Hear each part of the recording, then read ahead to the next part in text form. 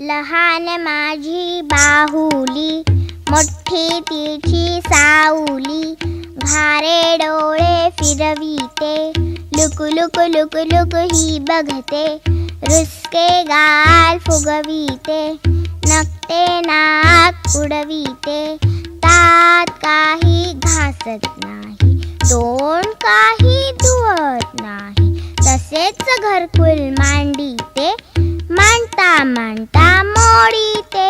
भात केला कच्चा झाला, वरण केलं पातळ झालं. पोळ्या केल्या करपून गेल्या, तूप सगळं सांडून गेलं. असे भुकेले राहू नका, थांबा करते गोड खाऊ.